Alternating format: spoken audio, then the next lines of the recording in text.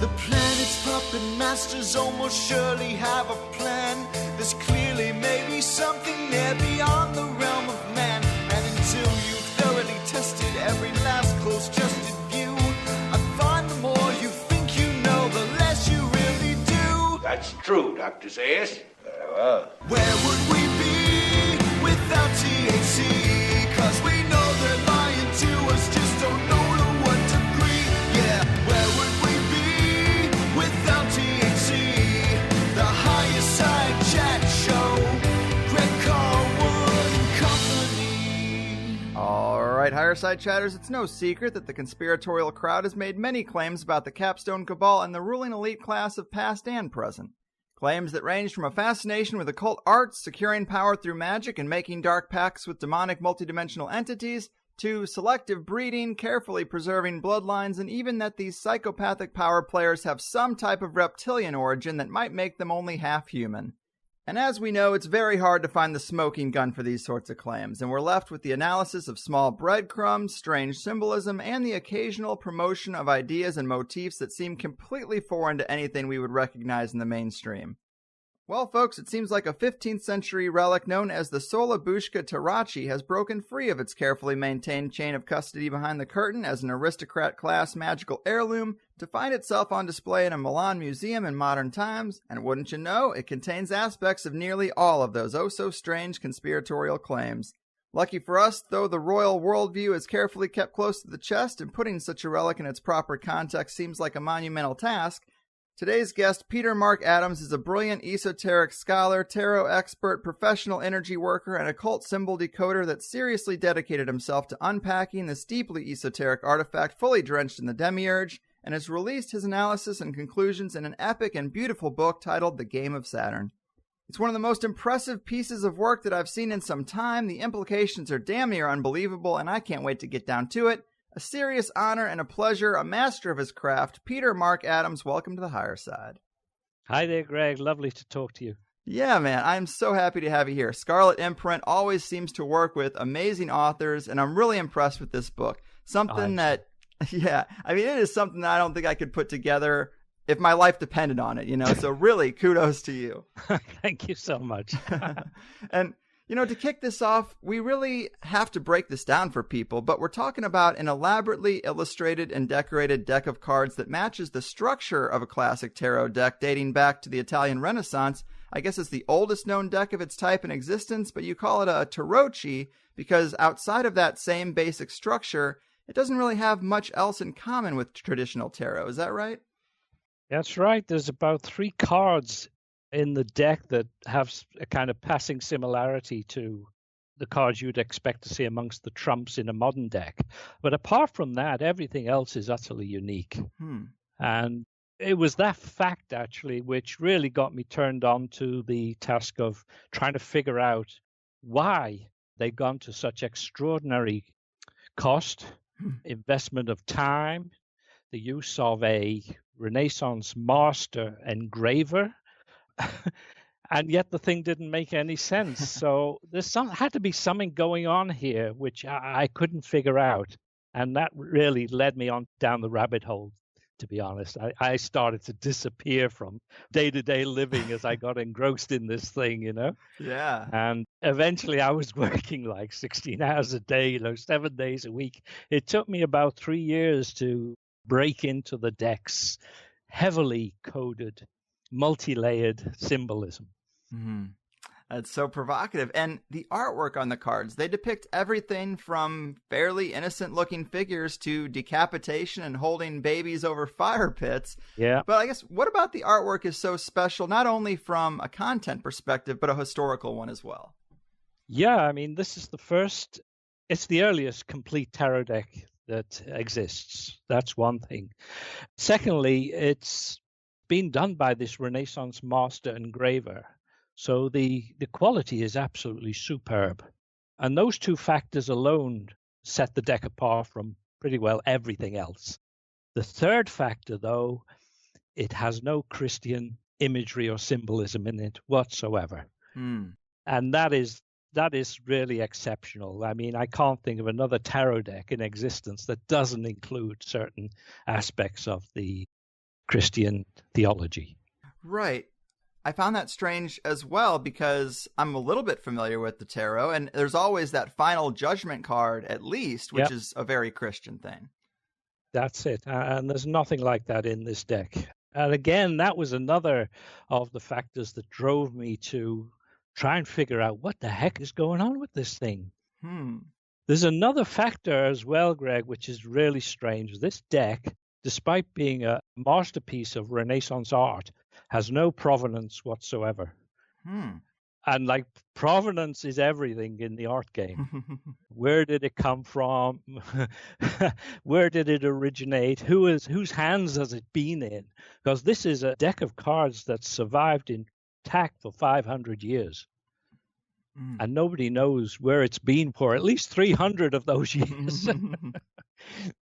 So there's a lot of mysteries. There's a lot of locked boxes. And it's like the wet dream for the esoteric researcher, you know. Absolutely.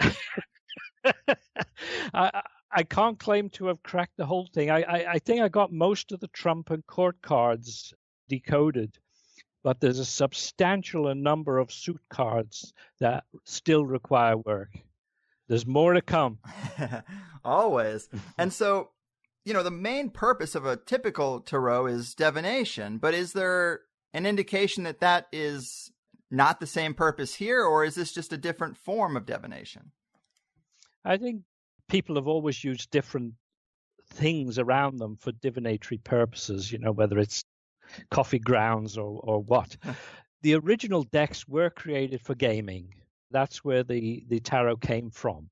But of course, because of the imagery, because of its symbolic nature, it lends itself to other uses, specifically to divination. I think that if I'm going to like jump to the core of the thing, what we're faced with here is something like an elite grimoire of surgical draconian magic. Okay, if I just like sum up the end point of my research, and the question therefore is, where did it come from? How was it used? And what was the intent of the designer in putting this thing together? Because it illuminates an aspect of the modern conspiracy world, this notion of a cult of Saturn. Yes. It illuminates the origins of this thing, which before now has been very nebulous. Right. And it is such an amazing piece of history, an amazing artifact for that reason. And I guess I would also ask you, because you're not the first person to look at this deck, what can you tell us about some of the theories about the deck and why it was created before you came along, the things that you dismiss?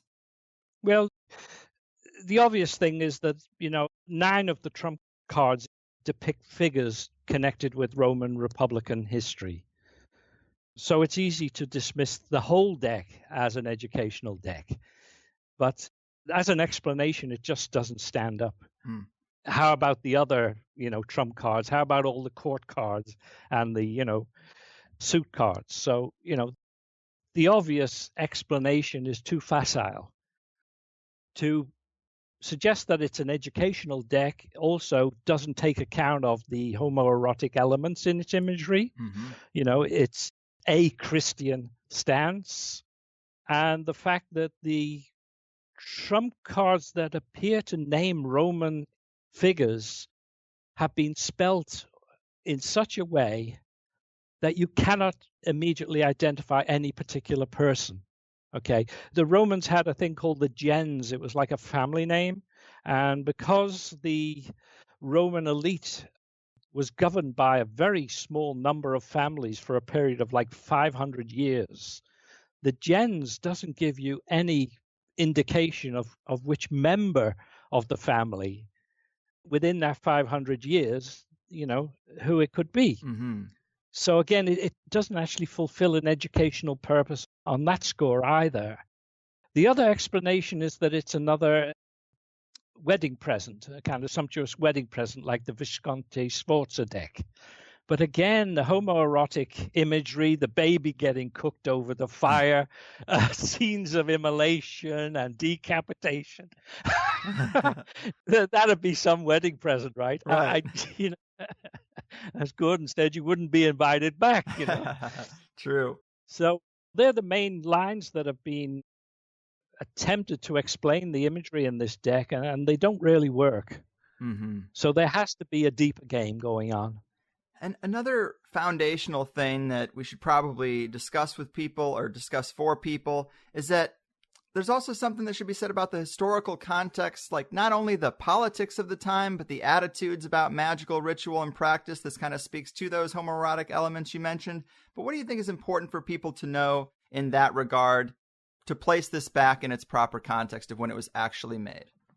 Okay, I mean, if we're going to turn the clock back to 15th century Renaissance Europe, and specifically to Italy, magic in one form or other was pervasive at every level of society, from the kind of folk healing, folk witchcraft, and Carlo Ginzburg has done excellent work in documenting some of the long-lived pagan witchcraft movements in Italy, the Bernardati in the north of Italy.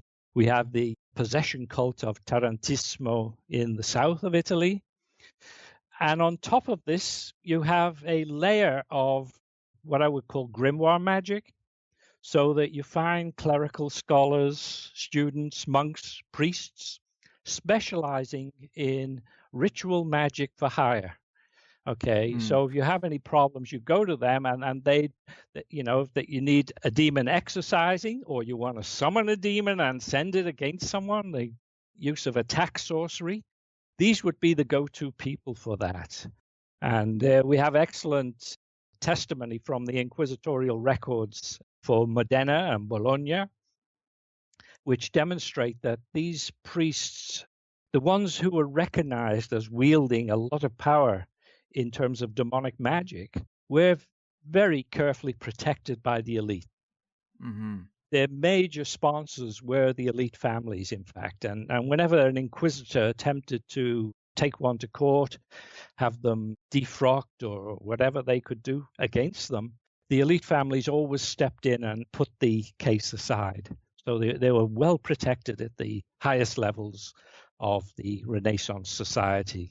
Right. So that's pretty well the pyramid, as it were, the background into which this deck, which actually illustrates another strand and stream of magic coming from the East, entered into and merged with. Mm-hmm. Yes, that background makes it all the more provocative. And when it comes to the deck's influences and the worldview and ideas that it seems to contain, you kind of break it down into three parts because it can get pretty complex. But you talk about the deck's cosmology, its metaphysics, and its ritual use. And I think that's a pretty clear way to talk about such a dense item. What would you say about its cosmology, for example? It's wholly malefic. And it identifies a series of planets, fixed stars, and constellations that are the most malefic in terms of astral magic. And it was this fact that gave me the first indication that what I was dealing with was a grimoire of elite sorcery of the darkest kind. Right. Okay, so that's the cosmology that we have here. Mm-hmm. The items, you would find them in Picatrix or any of those classic texts of astral magic. But the ones particularly picked out and illustrated within the deck are wholly malefic. So I can't conceive of another use of those energies other than what they call maleficium, attack sorcery. Right. It's pretty cut and dry when it comes to the things they were trying to invoke. It's just negativity across the board, it seems. It's an exercise in power. I think when we look at these elite families, we need to realize that they were not like a modern state. They didn't function in that way. Mm-hmm. They were far closer to the Godfather, the film, the Mafia. They had their beneficial side, but they were capable of any kind of cruelty or evil. Mm-hmm. These were the families from which Machiavelli drew the principles of governing just by observing them. So on the one side, they would have dynastic marriages. They would have, agreements, treaties, and so on. But on the other side, the flip side of the coin is their employment of poisoners, sorcerers, assassins, spies. So, there's like two sides to the coin. And this deck illustrates, and this is why it's such a rare artifact, a very dark side of the coin. Mm-hmm. But I want to qualify that, and it's something probably we'll unpack as we go along, Greg, is to say that what this deck is exemplifying is not the traditional grimoire sorcery. Okay. Like the sorcerers, these guys, this elite employed, had copies of like the Key of Solomon and Almadel and those kind of texts, classic grimoires, Mm-hmm. This stuff is of an order above that in terms of its educational background and its tradition. And it's almost never been talked about in the context of the Western esoteric history before, because it's come straight from the Byzantine elite. Wow. Okay. It's another thread. It's not been thought about, as far as I can see, has not been identified as a major player amongst the elites of Europe before. This deck is depicting a tradition which goes from Orphism through the Neoplatonists into the Byzantine imperial elite, and from them to Italy. Man, it is, no small thing. Yeah, dealing with an order of learned sorcery far above the popular grimoires. Mm-hmm. And so to talk a little bit about kind of how they view reality's structure, you talk about how the view that's expressed in this deck is that souls are reincarnated, and kind of the symbol of the X is where they see the Milky Way crossing with the path of the zodiac, and that's the portal between the worlds. This is a type of worldview or cosmology that definitely wasn't taught to the masses, it seems. Yeah, this emerges directly from Orphism, so we're back in the 8th century BC at least. And it's been picked up through figures like Pherecydes, Pythagoras' teacher, Plato, of course, and the Neoplatonic philosophers after. So there's a continuous tradition there until like the 6th century CE. So it's like 1,200 years old tradition at this point. Right. Okay, and then there's an attempt by the Christian emperor, Justinian, to stamp this out. Not very successful, because the Byzantine elite, and especially its civil service, were thoroughly imbued with the values of Hellenism. To enter the civil service, you had to have a relevant number of years' study of Hellenistic classical literature and philosophy. And with that, it's kind of, in the kernel of it is paganism. You can't extract it out of it. If you're studying Plato, you have paganism built in, so to speak. Mm-hmm. So it perpetuated itself well into the 15th century, and you have major figures in the Byzantine court at this time, the imperial elite, who are self-declared pagans. And again, this doesn't quite fit in with our church-written history of the times, but nevertheless, that's how things fell out. Right. And you talk about a Mithric cult, which is something that I've had researchers dig up before, and some suggest it's a thread that still continues in the background today. But to have these nods to a Mithraic cult at this time depth, it is strange. I mean, just what you're saying, this cult and these ideas should have been long gone by the 15th century. Yeah, they were well alive. I mean, they had a huge revival in the 10th and 11th century with people like Michael Purcellus, who recovered much of the literature. But again, our history lets us down, Greg, because, we see figures like Michael Purcellus, who recovered the Chaldean oracles, as standing alone. We don't see them in context. Michael Purcellus had teachers who inaugurated his interest in these ancient texts and ideas, and they had teachers, and the golden thread runs back and forth, back into the past and forward into contemporary history. It's never broken, and I think there's one good reason why that's the case. The worldview that exists at the core of this system makes sense in a way in which doctrinaire theology does not make sense. Mm-hmm.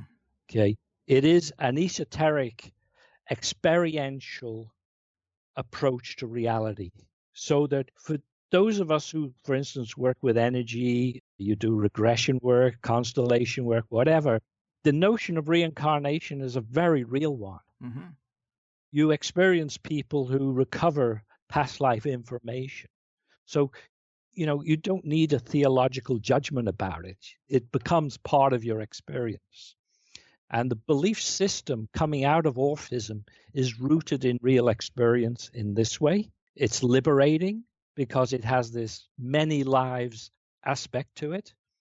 And it places the onus on your own moral development rather than obeying somebody's rules. Mm-hmm. Okay, so there's a dynamic element at the core of the belief system that perpetuates itself from year to year, from century to century. And even if it was lost, it would be recovered or recoverable. Right. Because that's the way things are, Okay. Yes.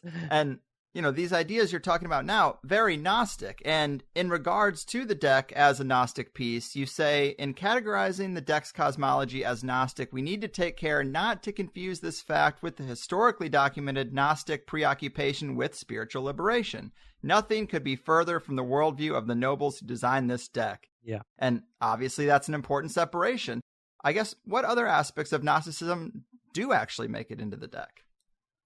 Everything is there except this view that you should somehow clamber out of the cycle of metapsychosis and, ascend to a higher plane. That is totally absent. This deck takes Gnosticism and converts it into a mechanism, or let's put it this way. This deck as a Gnostic artifact embodies the idea that if the machinery of the universe runs in such a way that subsequent lives arise out of the way you worship, the way you treat deities in this life, then you can start affecting the trajectory of your subsequent reincarnation. Okay? Right. So this idea is taken directly out of Plato's Phaedrus, wherein the deities you worship in this life, you enter their train, you enter their entourage upon death, and you travel with them, and then you kind of re-enter, okay? Now, the key here is to re-enter into a social circle that is suitable for your objectives. And for these elite families, the objective is to re-enter an elite family. Mm-hmm. Okay, so in this way, the ritual suggested within the deck is a way of controlling the trajectory of one's own metapsychosis. And this is where the notion of bloodlines takes on a new and deeper meaning.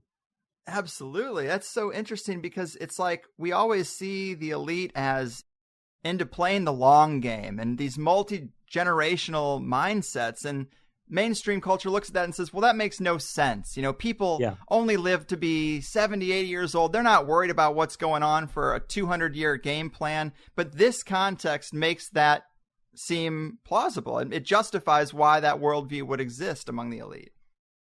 Yeah, and if you look at the ethnographic record around the world, you find, plenty of places where this is the way things are managed. They take a lot of care with death ritual to try and ensure the subsequent rebirth of that, let's call it soul, back into the family group or into the community or whatever. And it kind of reaches a high point with the Buddhist lamas who, of course, attempt multiple subsequent rebirths into equally spiritual positions and monasteries. Okay, they have a mechanism for running that process and for them validating that it's working. So it's actually the Western esoteric system that's kind of lacking this. But clearly at an elite level, the awareness of it was still there. It is amazing. This is like Exhibit A for the case that I've heard people trying to make for such a long time without having any real evidence or proof. I mean, this is no small thing. Yeah. And I guess we should address dead on, why is it called the Game of Saturn? The figure of Saturn pervades this deck at every level.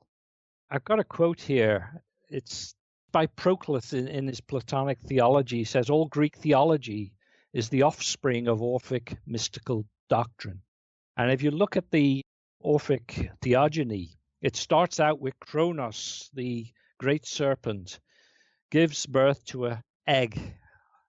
And from the egg, it splits apart to create the land and the sky. And within it is the figure of Phanes, wound around by a large serpent. So this is a very early component that situates Kronos at the most fundamental point of creation. Okay, and Kronos is Saturn. Right. And for the Carthaginians, he was Baal Hamon. And in the Bible, he appears as Moloch. Okay, these are all the same entity, but different aspects of it. So with this roots in the Orphic tradition, Kronos becomes the central player. He is the Demiurge. He is the creator entity. So the serpentine or draconian form of the deity is the primal one. Okay, that's why the game of Saturn. And then multiple cards within the deck kind of replay this theme of the serpent as Saturn, as the serpent, as Baal Hamon. You know, so whoever put this thing together had a very good grasp of mythology and the theogony and cosmology of various faiths.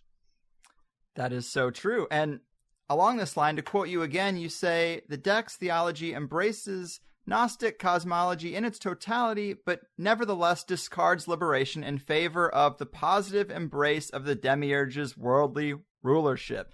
Is this to say that there's a mindset within the 15th century elite that says, hey, Demiurge, I know you're the boss. We figured this out. So how can I get on your good side? How can we work out a deal? I couldn't put it better myself, Greg. That's it. You got it. Wow.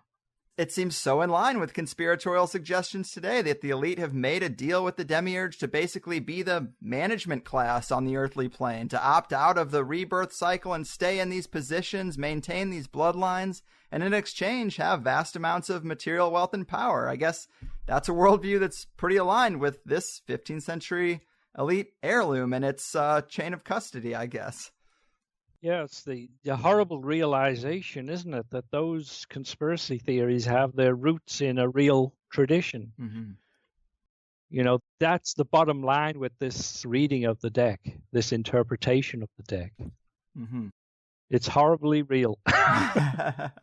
Right, and that's kind of like what I just think is so provocative about it. And you write about how they had this worldview that each person or soul coordinates with a star in the sky.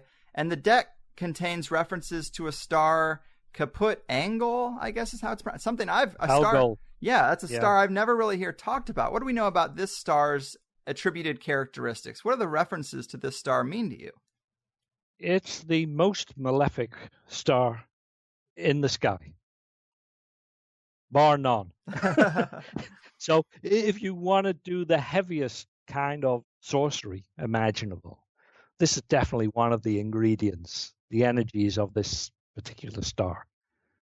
That's why it's there. That's why it's kind of highlighted in the deck. It's part of a brew, a dark brew. Well said. And because it's a fixed star, whatever malefic intention you have, its energy will tend to fix it in place and prolong its activity. And that's why the fixed stars are important for that. And a malefic fixed star kind of has the double action of adding to the dark brew whilst maintaining its pervasiveness, its influence, its effect on people. But I want to, perhaps it's just worthwhile contextualizing what we set up to now, Greg, because recent ethnographic work has identified and opened out a phenomenon called dark shamanism. And for years now, people, especially in the West, have been looking towards shamanism as this liberating force, you know, as this ecologically conscious and all these good things. And we've kind of neglected the fact that there's a complementary shamanism, which is correctly characterized as dark shamanism. And for those who want to follow this up, there's an excellent collection of academic essays called In Darkness and Secrecy by Whitehead and Wright. And it very much concentrates on dark shamanism within the Amazon area. But the core of this is occult sorcery and a kind of cosmological construct we can perhaps best describe as a cosmology of predation. And the core of this is that the shaman opens themselves to possession by the most powerful predatory entity that they can summon. And in that form, they either can go out of body to wreak havoc, or they can command lesser entities to do their bidding. Okay, so this is a core ethnographic construct. Now, the strange thing is that when we look at the card, specifically one card called Ipeo, it shows a monk with dragon wings. Okay, and within the sequence of ritual cards within the deck, you see a series that are intended to induce possession by a draconian entity. Jeez. And that card, Ipeo, actually depicts the monk totally possessed by the entity. So when there's different grades of possession, of course, you know, you can have a whole variety, but complete possession means the total displacement of the persona. The person will have no memory whatsoever post of what they've done, of what happened. The possession is complete. Okay.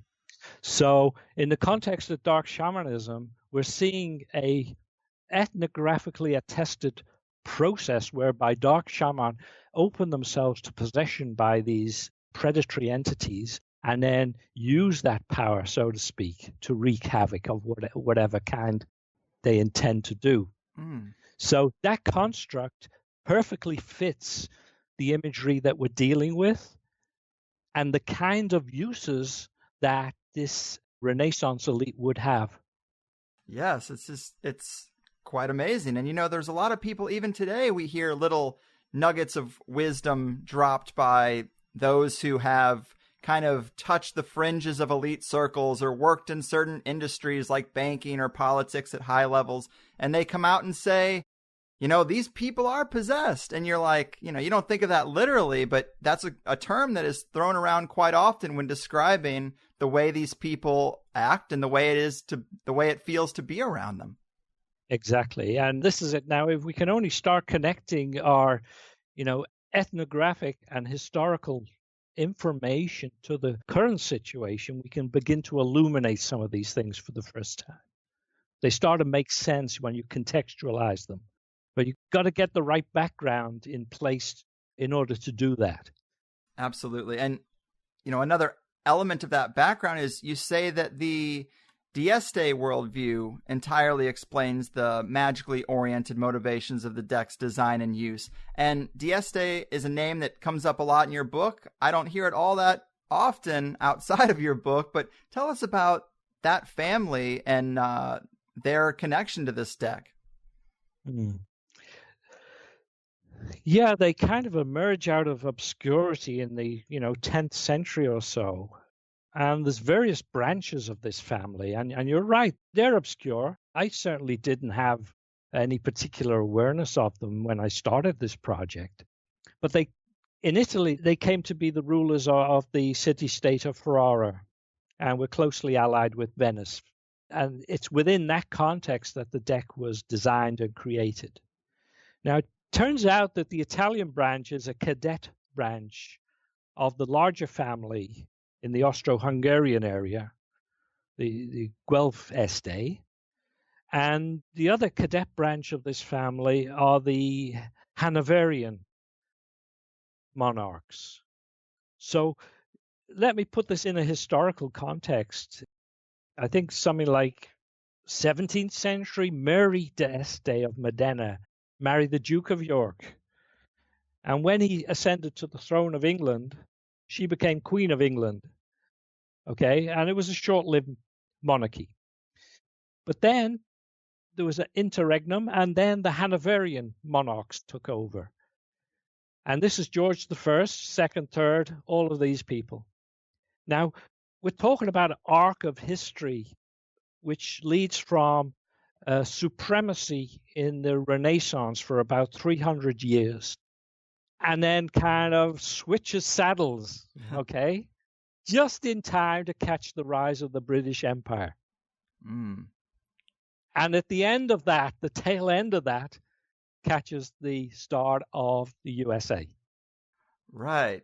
And so the implication there is that there's maybe a network working within groups that doesn't have the same allegiances as we might think. And, when one empire declines and another rises, some of these figures, or what we might call the Brotherhood of Saturn, they seem to emerge in these new empires as well as the collapsing ones. Yeah, so you have to put all the points of view together. You have to pile them all together to make sense of these kind of patterns, because historically they're so long-lived. And this takes us right back to Byzantium again, where this pagan philosopher who introduced these ideas to Italy had a pagan school which taught clergy, which taught ritual magic, and was completely a pagan entity. Okay. So what I'm saying is there's a tradition of a ritual praxis that was invented God knows when, was alive and well in 15th century Byzantium, and is now captured within these cards and carried forward. And again, how come we have these cards? Where have they been for 300 years is a mystery. Yes. But they surface now. We kind of open them out now, and this is the story they're telling us. It is amazing. And that is one of my questions for you is, what other insights can we get from kind of tracing that chain of custody? I mean, I know we know the early steps, and we obviously know where it ended up in Milan, but are there other nodes or bullet points on that chain of custody that you find kind of curious or interesting? I'm really at a loss to fill in the gaps. It's completely conjectural. And there's like 300 years where the deck is just invisible. I mean, it just disappears. Based on certain marks, I mean, the deck was engraved, right? And then they printed the sheets. And then one set of sheets were painted and delivered to a person called Marin Sonudo, a Venetian patrician. And the curious thing about the marks that were placed on the deck is that it identifies him. It identifies the fact that he was gay, and it identifies the fact that almost certainly the Ferraris were able to manipulate him, suborn him into betraying Venice. So that the deck is like a payoff in a very important operation that Ferrara ran against Venice. And it's also a reminder to him that at any time, if he opens his mouth or stops cooperating, they've got enough on him to see him burn at the stake. So there's that level of historical interpretation. Now, again, Marin Sonudo, who was he? Well, his mother's family, the Venier family. And the Veniers claim to be descendants of the Emperor Valerian. Okay, and then you check out the Emperor Valerian, and it turns out he is one of the child-sacrificing emperors of late Rome. Nice. He was notorious for it, yeah. And that brings you back again to the card in the deck showing the child over the fire. Well, what the heck is going on here? There's a disturbing aspect to this in respect of the fact that all of the court cards, the named court cards, 9 of them, all have one thing in common. They depict figures related to the conception of Alexander the Great. Not to anything Alexander the Great actually did, which is what most people are interested in, but to his conception. And when you look into the Alexander Romance literature, there's one characteristic about his conception that stands out. His mother's intercourse with Baal Hamon. So that Alexander is like a demigod, And again, this is one of the connections that deeply woven into the texture of the deck's imagery and symbolism connects Saturn, Kronos, the draconian force, and the Carthaginian god Baal-Hamon, who's known for one thing and one thing alone. This is the sacrifice of small children. Milk, it was called. And it's from that word, milk, that we get the name Moloch in the Bible. Wow. So we have these blind spots in the chain of custody of the deck. Can you maybe tell us how it got out of private hands and into the public sphere, into a museum? Well, let me just kind of touch on whatever I do know, which is very little, so it won't take long. Marin Sonudo died in Venice in the early 16th century, and all his effects were auctioned at that point.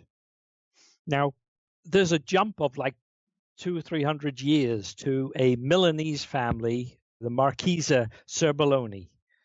And as far as I can tell, there's only one connection between the Serbellini and the Venice of the 16th century. There was one of the early members of Serbellini family, two brothers, in fact. One became Pope, the other became a notorious brigand, and then got promoted as a hitman for Francesco Sforza. Mm-hmm. So, he was plying his trade and obviously got into trouble and had to escape. And then he's documented in various parts of Europe, no doubt further enhancing his skill set. And at some point in the course of that, he got special recognition from Venice for services rendered. I don't want to speculate on what they may have been, but it kind of ennobled him. Wow. So that's the one connection. He would have been in Venice about the time that the deck came on the market. It was auctioned. And as I say, the next thing is the deck turns up in the hands of the Marchesa Serbelloni, dated about 1830. There's an antiquarian, Count Cicanara, who examined the cards at that point and saying they were in the hands of the Marchesa Serbelloni. And rolling forward from that point, a set of these cards were sent, photographic images of the cards were sent to the British Museum. That'll be 1909, I think, and put on display there, where Pamela Coleman Smith, the designer of the popular Waite Smith tarot deck, would have seen them. And it's aspects of their imagery which you now find in pretty well every tarot deck in the world today. Mm. So kind of unconsciously propagated the imagery of Sola-Busca into pretty well everybody's tarot deck. And that seems to be how magic works, right? I mean, these influences, the power in them, they seem to kind of spread out, kind of spiderweb out, even if it's not obvious on the surface. That's kind of an interesting aspect. I think, again, from an esoteric point of view, we have to recognize that when we talk about these energies or powers that are the subject of esoteric work, not many people talk about agency in that context. Most of us think of energy as like the light switch. You switch it on, you switch it off. It has rules, it obeys the rules. But in an esoteric sense, these energies have agency. They're pretty well like you or me in many respects. And that is the way in which the energies behind the deck would have been interpreted in the 15th century. Okay, it's not some background buzz of energy. Right. It's an agency work. Okay, so, and that makes all the difference. If you start conceptualizing those energies working through history in terms of agency, then you have to rethink a lot of stuff. No doubt. Man. So just to follow up with the lineage of the cards, what's the bookend for the path these cards have taken? Okay, so around 1988 or so, a German or Austrian tarotist got permission to photograph the cards, and he made a reproduction deck. And then, 2009 or so, the Italian state stepped in, Italian Ministry of Culture stepped in and bought the entire deck, I believe, from the descendants of the Serbellini family, although that is never stated. I believe that's, and they bought it for €800,000, and it's now in the Brera Gallery in Milan. It's held there. Okay. And our imagery in the book, and as you know, the Scarlet Imprint are about to start shipping a perfect reproduction of this deck. The imagery is being provided by the Brera Gallery to us to make the book and the deck. Okay. So that takes you right up to date. It's just, I love it, man. And just to find this evidence of a continuity of elite power and a consistency of occult beliefs among their ranks is mind-blowing. It's really like what a conspiracy enthusiast has been looking for a long, long time. Yeah, I think you've got to get into the mindset, not just of the elite, but of what I call hardcore esotericism to get this stuff, Yes. And on that subject, you mentioned Platonism a little bit. Everybody knows Plato by name, but it's really interesting because you talk about his philosophy really does have kind of a linkage to empowering the elite or justifying the elite's power. And that thread isn't usually highlighted when you're discussing Plato and his philosophy, but that might be why he is such a household name and why he's kind of been held in such high regard, is because as far as the elite are concerned, he provides a basis for why they are at the top and we're at the bottom. Yeah, I think the whole way in which Plato's work has been handled or treated, and certainly by educational institutions, has varied enormously. There's before the church and after the church, So in the ancient world, Plato's teachings were from a very early date. He has all these dialogues. There must be, 30, 40 dialogues. Mm-hmm. People were coming up for ideal sequences in which to study these dialogues, okay? But they always started with the same dialogue, Alcibiades. Now, why is that? Alcibiades deals with one thing only, and that is Alcibiades is a very rich kid who his parents have died. He doesn't actually have a clear sense of what's what, but he wants to make his mark on society. And because of his wealth, he's going to enter the political process in Athens. Okay. Mm-hmm. So that's the scenario that Alcibiades, the dialogue, sets up for us.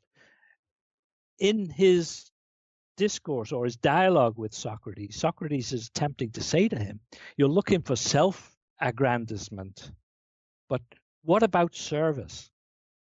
Okay, so the whole theme of the Platonic dialogues, they touch on many things, ethics, theory of knowledge, you name it. But ultimately, it's how can an elite govern a society justly? This is the core issue of Platonism. And in order to be able to justly run a society, you have to be entitled to do so. You have to be totally selfless, blah, blah, blah, okay? And part of that, Plato's recommendations, is that the elite should sacrifice all wealth and power. They shouldn't hold any property, for instance, no money. They shouldn't inherit anything. They have to be solely dedicated to justice. And part of becoming just is to become enlightened in your person. Selfless and enlightened. This is the Platonic ideal for the elite. Now, you can see how far away we are from absolutely getting anywhere near that. But that was the inspiration there. And in order to project that kind of justice forward through the generations, Plato elaborated this system of metapsychosis and spiritual internal growth, so that within the Platonic tradition, they had this phrase, the hoi perpartismenoi, the illumined ones. People would actually seek to become illumined in their inner nature and therefore capable of dealing justly out of their very essence. And because they don't have these family ties, these wealth, this property, they just do what's right. Okay? This was the Platonic ideal.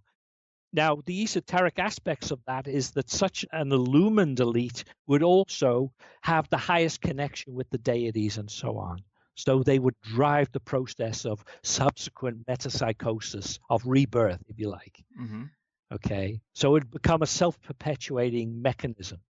Now, somewhere along the line, Greg, this idea of dropping wealth, property, and family ties, and not having them to influence your justice got lost. I'd say so. Uh, and I think it got lost very early in human history. Mhm. So we're living essentially with a dark Platonism. It was not intended. I mean, as far as Plato's Timaeus is concerned, the Demiurge is a deity who is filled with light. He's not a dark entity at all. Huh. He looks towards the source, of everything. Plato called it the good. It's like an impersonal, refulgent source. And he's filled with the beauty of that and turns and then creates after the manner of that. Now, this is like 4th, 5th century BCE. And then by the time we get to the 1st and 2nd centuries BCE and the 1st and 2nd centuries CE, this Demiurge has now flipped over. He's become a dark entity, ignorant entity that refuses to acknowledge the source of his own power and thinks that he is the ultimate in terms of creativity. Everything is beholden to him and everything is owed to him. And this darkening of the figure of the Demiurge is a historical fact which I don't think anyone has given an explanation of. Yeah, it's very curious. It's absolutely central to the understanding of how things got flipped over. Because from this point on, you have the Gnostic cosmologies all identify a dark Demiurge and the need to liberate yourself from him. And therefore, that gives rise to a dark Gnosticism, which is acknowledging the dark Demiurge and working with him. Okay? Right. But this is a historical phenomenon. It was certainly never like that in the original Platonic writing. I can say one thing, though, and maybe this will help to contextualize it, is that we can't just look at Plato or we cannot just look at Orphism. There's a whole range of theogonies, like Hesiod's theogony, the birth of all the different gods. And throughout the Mediterranean basin, you have a lot of different creation stories. Okay. Mm-hmm. So you get a very mixed bowl of starting points. And depending on the starting point you take, you end up in a different place. Now, for the Renaissance elite, their key influencer, if I'm right, it was George Gemistus, better known as Platon. Mm-hmm. And his conception was that he took a classical Greek or Hellenistic theogony. He says there's, absolute three entities, like a Zeus, a Poseidon, and he said Hecate. And beneath them, you have a set of celestial deities and a set of chthonic deities. And the chthonic deities are ruled by Saturn, and they run the planet. Okay? They run this planet. Mm-hmm. So his theogony, again, is a little different from what Plato had originally set out. But it does point us towards the primacy of Saturn in the worldview. Okay? And that's why I take Platon as like the stepping off point from ancient tradition into this, what we call the modern world, pre-modern world of the Renaissance. And that's why Saturn features so highly within subsequent modern history, I think. Mm-hmm. Yeah, it's so hard to get a real sense of why that polar opposite view would be taken on the Demiurge, or just to say the creator of the material world. Like, it's also just hard to wrap your head around, because this is an entity that today it's like we can't really see. We feel like we can't see it, or we feel like we can't really get a handle on something that's so outside of ourselves. But they seemed to find some clues to kind of draw conclusions on, or to build a personality profile back in the day. And then for it to go the complete polar opposite way is just so curious. It is strange. And again, it's like the answers are not going to be found in digging through these theogonies. We have to think about our own specific situation now, and what priorities we have and what we have to work on. I think the issue is centrally a moral issue that we're faced with today. Mm-hmm. So whether you accept the existence of a demiurge or not is kind of beside the point. Mm-hmm. The energies that people work on or with in practice are of a much lower order. So that what we're faced with is a far more localized issue. Mm-hmm. It's, in my perspective, I see it as an interdimensional penetration of this reality by other realities. Wow. And a multitude, multiple orders of beings. Okay. So, in a sense, the issue is far more complicated, but it's far less theoretical. So, coming from background of energy healing, you tend to get the extreme cases. I mean, it's like if you work in the accident and emergency ward Friday night, okay, Saturday night, you're going to see extreme cases. And in a sense, energy healing also confronts you with pretty extreme cases. And from that, I draw the conclusion that we have, as I say, this interpenetration of multiple dimensions and the crossover on occasion of entities between these dimensions. Mm. And I think the anchoring is the fact that the consciousness is, in my perspective, a field. You know, it's not a byproduct of your neural activity. Right. It's a field-like thing which has a family context. It has a community. It has a historical context. It's almost as though everything that's ever thought or done coexists at the same time. And that's the way we experience consciousness when we work with it in an energetic way. I'm thinking in terms of constellation therapy, of course. Mm-hmm. You know, you get complete strangers in the middle of the room. You put them in some positions to represent family members, even if the family members are dead, gone 100 years ago, doesn't matter. Those people will start to manifest the thoughts, behavior, and feelings of the people they're representing, even though they know nothing about them. Wow. So, you know, I mean, I would recommend anyone to go along to half a dozen sessions of constellation therapy and just try it out.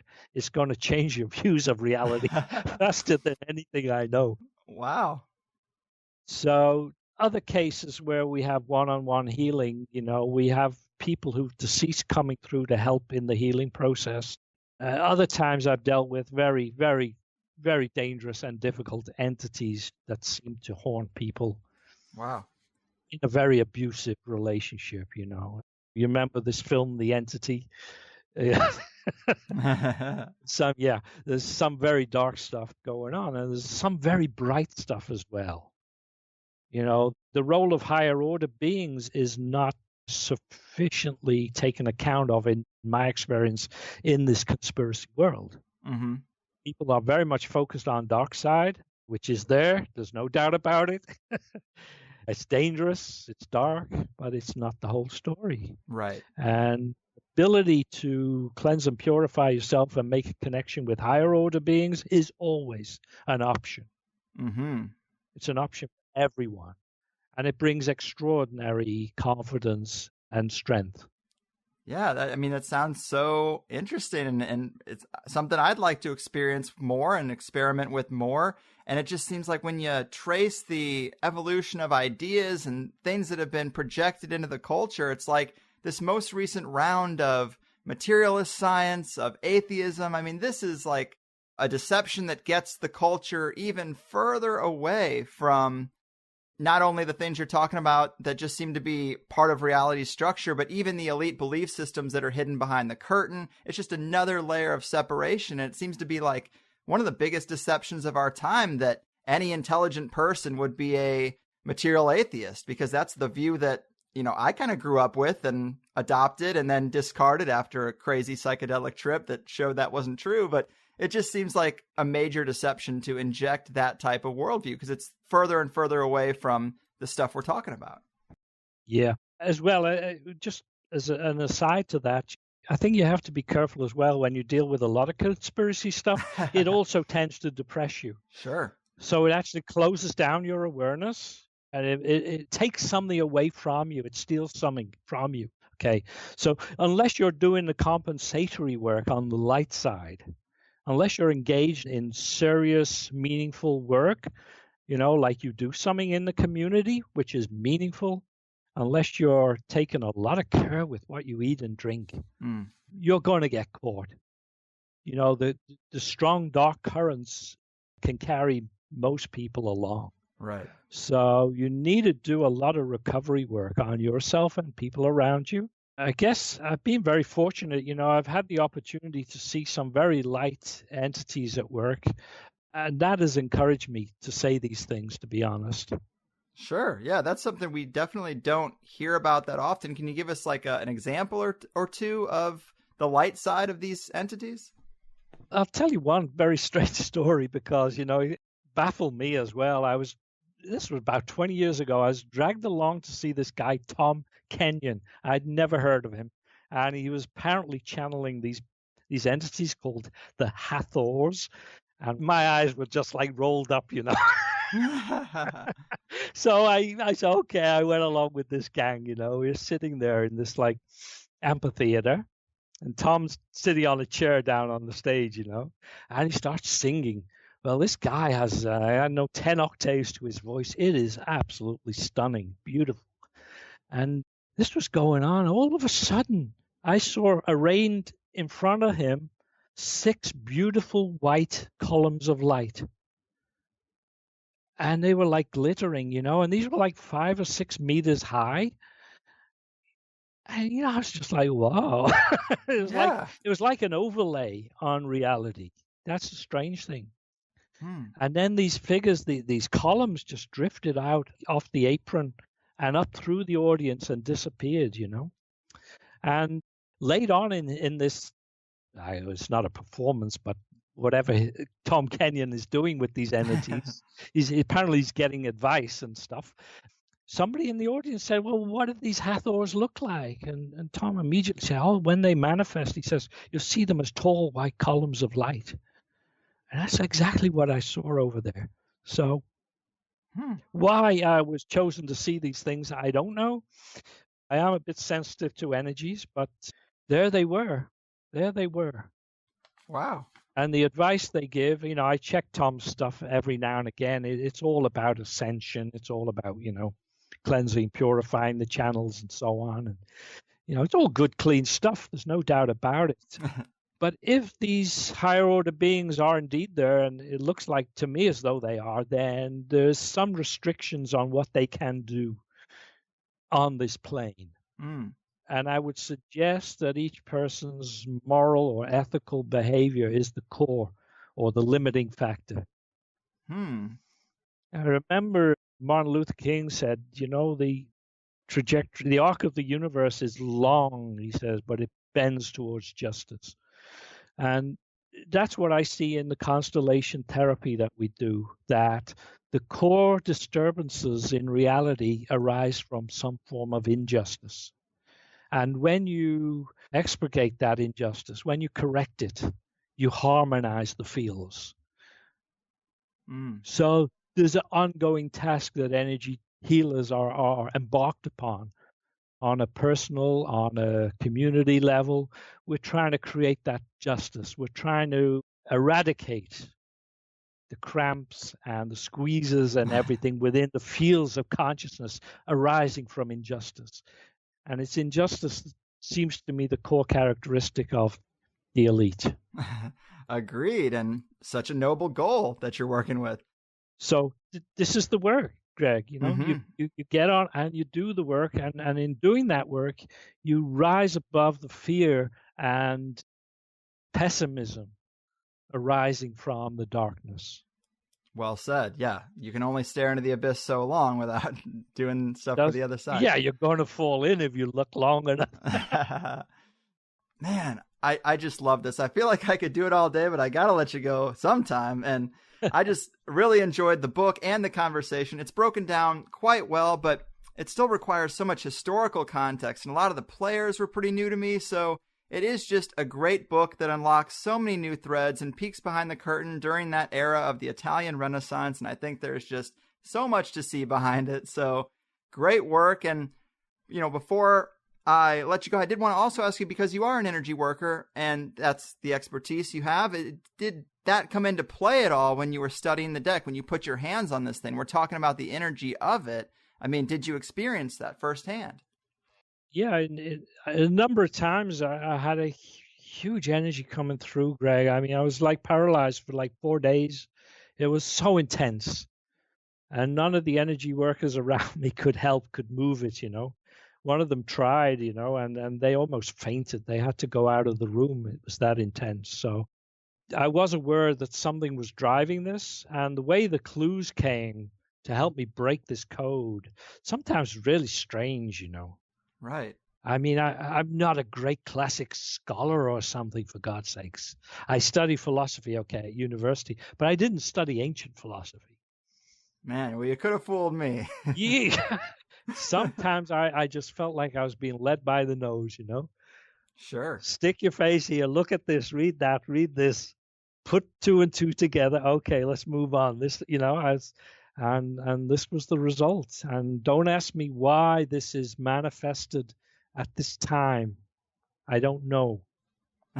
Yeah, like you mentioned before we really started recording, that the story seems to want to be told at this particular moment. Absolutely. It's a big energy behind this. Fascinating. So also, as we're wrapping things up, can you remind the people where to get the book, where to check out your website, and any of the other work you're doing that people might want to follow up on? I'm sure they're very intrigued right now. The go-to people are Scarlet Imprint, who I worked with on this project, and they've done a superb job in designing the book and in their general curatorship of this whole process. It's been excellent. Mm-hmm. It's been a pleasure to work with them. So scarletimprint.com is the go-to place. The deck of cards, perfect reproduction for the first time in 500 years, with the imagery coming from the Brera Gallery itself, is just coming online. They'll start shipping in 10 days or so. Some of the work I've done on ritual, on various aspects of entities, is in the Paraanthropology Journal. It's a peer-reviewed journal. And I put it on my academia.edu page. So it's like 3 essays there. Some bits of the book, some of the essays that were formative, very formative in writing the book, are also up there. So you can read those for free. I think you just need a registration. As for my personal website, it's a disaster. I'm going to have it rebuilt. I hope it's not, how these things get out of date. So I'm not going to recommend that for anyone at this point. Cool. Well, you are right. Scarlet Imprint, I mean, in an era of mass production, they have preserved an artisanship that you just don't see often anymore. It's a beautiful thing. It's great that you've written such amazing words, and they were able to complement that with a great book. So it's just awesome, man. Presentation is beautiful, isn't it? It is. So all around, amazing stuff. You've definitely contributed to our scholarly understanding of the occult beliefs of the elite, and I salute you for it. Take care out there, man.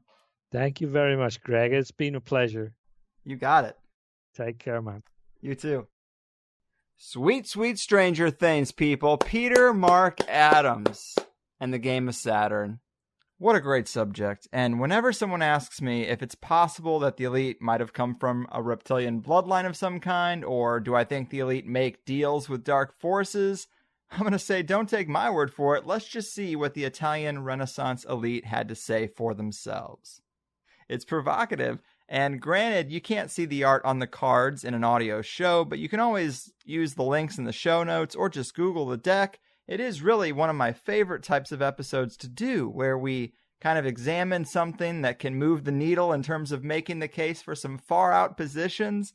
And really, what is more far out than a deal with the Demiurge to bypass the reincarnation cycle and rule over man as the management class of this manifestation? Of course, I can't say exactly why the deck was made, but given the context of the times, it's clearly a very special piece, and I love that Peter really let me run with the speculation. We pushed it today. But, that's what we do here. Peter, though, what a knowledgeable guy, great writer. I just loved it. To find this sort of physical evidence for a continuity to elite power and a consistency of occult beliefs among their ranks, it's mind-blowing. I also think this one pairs really nicely with Chris Knowles' last week. Two of my favorite shows lately for sure. If you don't sign up for Plus now, I guess you just maybe never will, because these are the shows that I'd be looking for. In the second half of today's, we got deeper into the deck in several ways. We focused in on the trump cards and why they point to Northern Africa. We broke down the mysteries of the suit cards, the deck's codes and multiple levels of encryption, the science of the homunculus, demonic fellatio. Cannot forget demonic fellatio.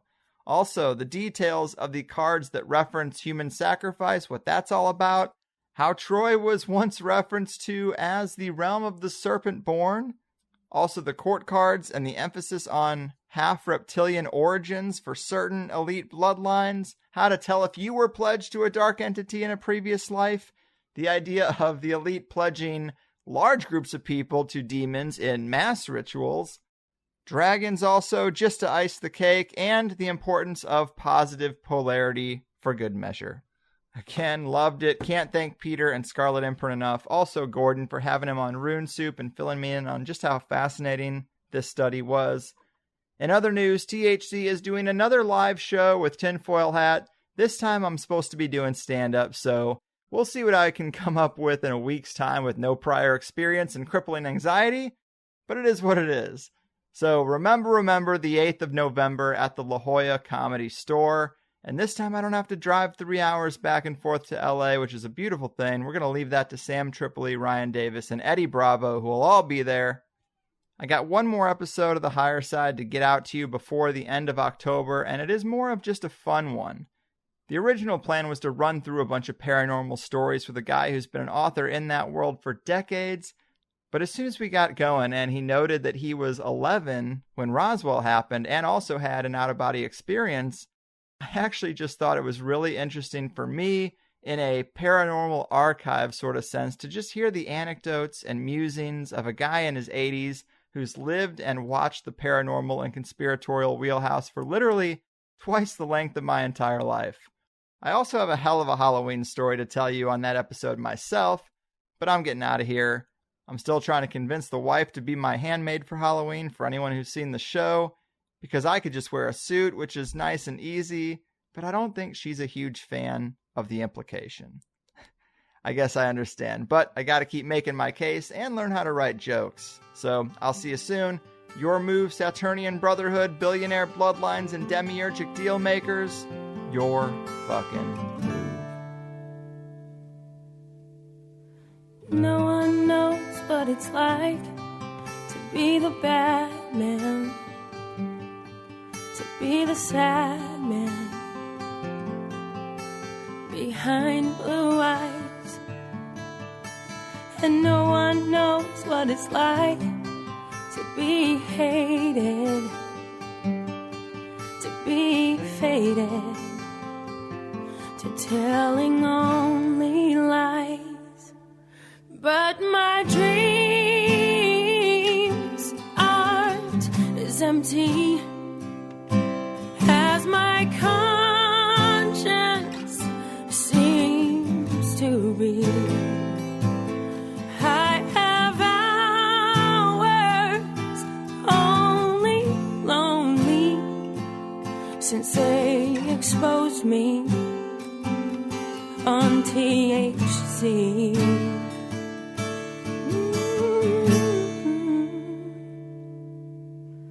No one knows what it's like to feel these feelings like I do.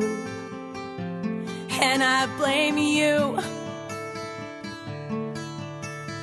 No one bites back as hard on their anger. None of my pain and woe can show through. But my dreams aren't as empty as my conscience seems to be. I have hours always lonely since they exposed me on THC.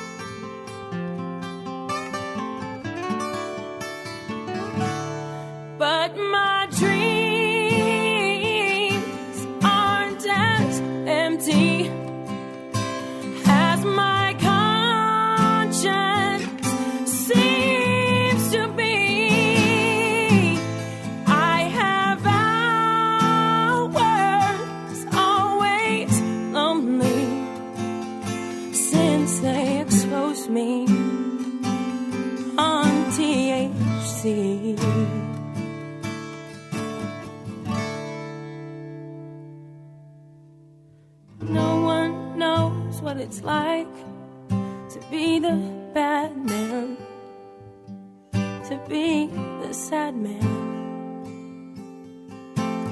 behind